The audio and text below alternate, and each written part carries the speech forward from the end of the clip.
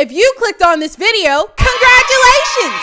The more that I sit down and think about my life, which is, I keep thinking either I'm going to keep clocking in, or I'm going to work for the cartel, or I'm going to sell my organs, right? Because I think I'd be fine with like one kidney, one eye, half a heart. Can you even live with half a heart? But like the way that these bills are racking up, we got to do what we got to do. I truly envy being born in the wrong time period to a certain degree, because I'm but people who made simple inventions decades like before me, for example, bottled water. Just imagine, right? I'm sitting here scooping liquid with my hands at the creek, and you looked around and you said, let me put it in a transportable cup, right? Wrap it up and then sell it to you. The same thing that you're getting for free, but for a price. That's kind of smart, eh? Welcome back to YouTube channel, guys. Thank you guys so much for coming back. So I'm gonna sound like an old head. I'm getting into that area. I think I'm still a spring chicken, but I'm definitely being left in the oven to be a little bit crispy. Just 5 to 10 minutes, no more, right? Because that's how it gets all black. I'll let y'all know. And I can definitely say they really ain't making it how they used to, whether that's music, clothes, everything under the sun. But today I'm going to talk about some shows that came across my peripherals that I have opinions on, right? Judgment will actually be expound upon these shows. And I'm just here to inform the masses. That's it. First show that's on my list is DMV. It's on Paramount Plus, which is on CBS. I actually really like this show. I know that everybody's trying to be in this era of doing a reboot of The Office with a mixture of Friends, stealing from the carbon copy of 90s black sitcoms. And some of them, most of them are misses, but some of them are hits. And I think this one might be a hit. It's funny. It's definitely original work, right? Because the DMV is, I feel like, everybody's biggest op. That and TSA. Even though my girlies right now are not getting paid. And shout out to y'all clocking into work for a $0 paycheck, but you still taking taxes out of my paycheck, huh? But I will say, for an original comedy that has a little bit of sprinkle of romance, but mostly a funny with some serious tones, it reminds me of Superstore, just in a different alternate universe. And I think that the more that people are trying to come out with these carbon copies, you're trying to do the same formula of like staring off into the camera, right? This off sense of humor, always having a crazy character, a character that has a big ego and is like low-key very sexualized, somebody else who's the complete opposite, like a boring piece of cardboard, and then you have like another person who's like he or she is like in their mid 40s or 50s. That kind of serves as a comedic relief, but also like serious tones of being an adult. And of course you have your diversity hires, huh? Yeah, I ain't forget about that. But I give this show a rating for right now. I'll give it a solid 4 out of 5, right? And I know that's like jumping the gun, but I think it could be a potential for a season 2. I think there is potential for more character development, especially like one of the characters, his name is Noah. He's from New Zealand and he's a Nepo baby, but he decides like he's against what his family does regarding oligarchy. And he comes to the DMV to start a brand new life. And he's kind of cool. He's pretty funny. Speaking of The Office, the second show that I decided to divulge in is The Paper. I was very hesitant on watching this show. Why? Because The Office is one of a kind. She is that girl. She is the blueprint for what everybody else and their mom is doing. You can fight me if you want to, but quite literally every single meme, every single aesthetic of the show has been trickled into every current comedy, drama, romance comedy show. And you cannot tell me otherwise, quite literally. It's in the pudding. I feel like we need to sign some forums, right? Before you touch the golden manuscripts of these beloved TV shows for you to mess it up, right? Because the whole point of being a creative, the whole point of you being in entertainment is to do original work, right? The challenge of you getting your check is to do something out of nothing. I would think so, but it's not. I watched the first episode and I was not impressed. I know. I think a lot of people are holding on to the nostalgia of The Office, and you are hoping and praying somehow it will be like its predecessor, and it's not. The intro is definitely kind of like The Office, but they changed it, right? Instead of it being about Dunder Mifflin paper, it's about like the paper as in being a newspaper. They brought back Oscar, which I knew. You always have to bring back like one iconic character to get people's attention because they don't know anybody else in that show. I think the one girl that's in it, she's the secretary. She's from White Lotus. But as for everybody else, you don't know who they are. The vibes that I got from the show is that the main character, he kind of gives me like the neighbor or some type of like adjacent character of Michael Scott. And I know he's not as like dumb, right? Or like as airheaded as him, but he's definitely trying to be like an absence of character. I already see the love interest trope, and I'm so sorry. You cannot top Jim and Pam. Right? I'm not really for romance, but that story, it hit me hard in my heart. Why? Because it was a journey and it was a slow burn. And then they had a kid and it's like love all around, baby. Really, you can't kind of carbon copy that type of iconic writing to a T. You just can't. This show is about underdogs who are trying to be like a cool newspaper, The Times type of place in a really unknown, weird town where nothing happens. It was kind of funny, a smidgen, in the sense of them trying to find like a title. The fact that the secretary, she wanted to be like the head person in charge of writing the articles. And then she decides to cancel all the subscriptions of what you need for research. It has its moments, but I definitely don't think it's going to go anywhere. And I don't think it's definitely not even close going to push to what The Office could have been. The whole them being engaged with the cameras and the fact that you're being documented, it's not really hitting like that. I think it's more so of the fact that they're trying to hide the fact that they're being exposed and trying to duck and dodge the cameras versus inviting the cameras onto the journey like they did with The Office. Newspaper is cool, but I wish that it had a lot more current themes and a lot more, I guess, like modern day what's happening into the show to make it really new and original versus hanging on to the same aspects that The Office did. The last thing I want to talk about is this show that has been produced by Keke Palmer, and she's catching a lot of heat and a lot of flack. So Keke Palmer has her own network TV show called Keke TV, I want to say. And there is a new show that has quite literally shooken up the timeline, and respectfully so. It's called Southern Fried Rice.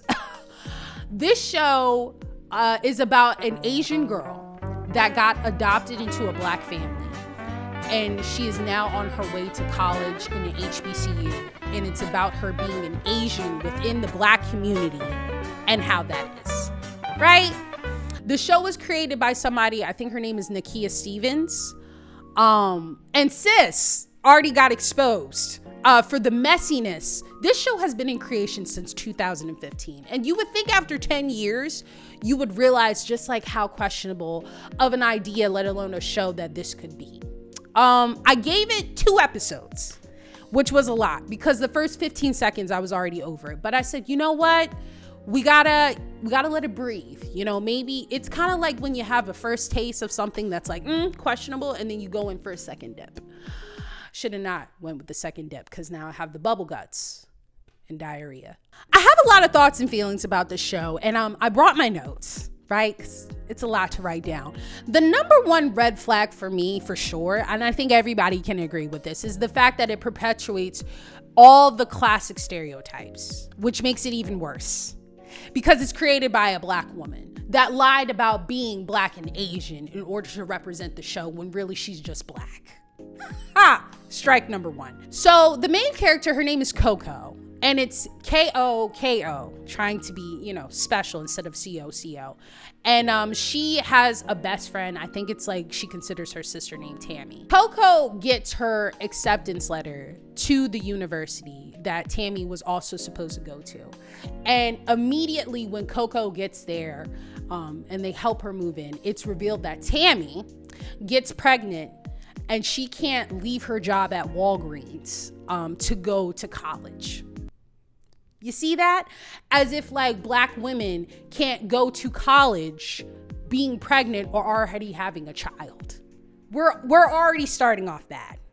And it's even the way that the exposition of the story folding into it, it's just, there is nothing there. Nothing to her character. It's just like as soon as she drops her off with the boxes, like, oh, well, I thought we were gonna stay at home together, but I got pregnant, and there's nothing I can do about it. Everybody already started planning my baby shower, and I can't leave my job at Walgreens. Okay, girl. Strike number 2 is the fact that, again, another stereotype that happens is that her roommate Joy is your classic angry black woman stereotype, along with her being dark skinned. I'm clocking it. I'm clocking it. And this is how you clock it for all my girlies, not this. You're welcome. Angry black woman stereotype of the fact that she finds out Coco is not Tammy, who she met when they moved into the room, but Coco is the Asian, and the passive aggressiveness, everything that you see in typical media regarding black women when they're angry and in heightened emotion is what they labeled on this character. Her name being Joy is, I guess, a play on for words, right? And transitioning into episode 2, she wakes up with a bonnet, right? She comes late to class. She's already wearing the paraphernalia, thinking that she's a part of the clique. She's going to these parties. And of course, you're already shoving 2 black men in my face that are going to be her love interest. One that already has the dookie braids and half of a goatee, right? And for me, the biggest thing with this show, the problem isn't the fact that she's an Asian person that is surrounded by black people and is born into, black culture, right? The problem is that you are making this her sole identity and the sole plot, and everybody else around her who is black, right? And this is how they live their lives, is being subordinate underneath her. And it just doesn't make any sense. If anything, it would be more interesting as a plot as them two going to college together and getting different perspectives regarding her blending into a different environment, going to an HBCU and being around other black people, knowing that being black is not a monolith, and actually learning more about herself and her culture while also adapting to what she's been born into, and also having her sister / friend having her own storyline and not being a savior of a white best friend to a character that is here and there. It just, I don't know. This is bad writing. And Nakia Stevens, again, she caught fire for a lot of things. Aside from lying of the fact that she isn't Blasian, she did a lot of fetishization regarding Asian people and Asian culture. So I don't know what this project was meant to be. I feel like this is the one that definitely should have been saved in the draft, right? This is what I mean when we need to go to therapy to go see the lady, right? To help us really compartmentalize what is actually creativity and what you're trying to project outside of trauma or fantasy or something that you want people to pay attention to and you want confirmation bias, right? It just, some of the dark thoughts, right? Not all of us have to project every single thought that's in our head. And it's okay to tell people that their ideas are trash. This ain't the one. Because somebody should have did that with her. Y'all had 10 years to tell her, no. Right? No. The series is available on YouTube. It's 7 episodes. I don't think it's going to get a second season. Keke Palmer, I don't want to say she's the big bad villain in this because a lot of people are dragging her name for filth. I think Keke Palmer saw a black woman with an idea and she decided not to be judgmental about it and give her a chance and hope that it would be something that was worthy to be seen, right? Because black women helping other black women, you creating your own network, trying to uplift black stories. But the problem is that this is not a black story. This is, I guess, a fetishization or the dream of you being a Blasian and you trying to project that and using an actual Asian character to fit into the black community. Something along those lines. But yeah, no, it's a dud. Watch it at your own risk, please. That's all I have for you guys today. Thank you guys so much for watching the video. Please comment, like, and subscribe. It's holiday season. Shout out to all my girlies that are really going through it in the trenches. I'm a part of y'all. We are all in the trenches. Really shout out to my girlies who are furloughed employees that are deciding to still clock into work. Please go visit your local food banks.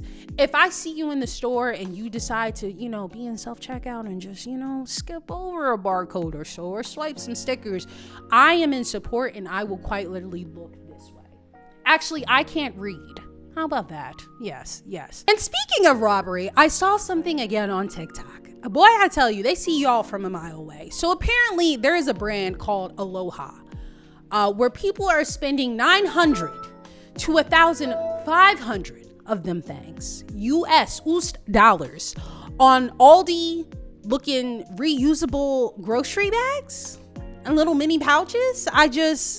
Talk to me, because we're definitely into 401k retirement money to look cute, to go into the store to get the juices. Boy, I tell you, and I feel like you gotta risk it for the biscuit. You gotta make it worth my while to even think about spending that type of money. And y'all still got bills to pay, car notes to do, loans to pay back, credit card debt. That's just, and y'all just be sleeping at night on that crusty pillow, spending $1,500 in total look at this. You could just put on the shiesty and go into Walmart and just, did you see what they did with the Louvre? You see that? Under 30 minutes, just scaffolding, power tools, and stealing what was already stolen. Diamonds, rubies, crowns. That's how you do it. That's what we do for money, I feel like. Y'all got it wrong. Boy, I tell you, y'all are stupid. Y'all ain't following nothing. And I'll catch you guys in the next one.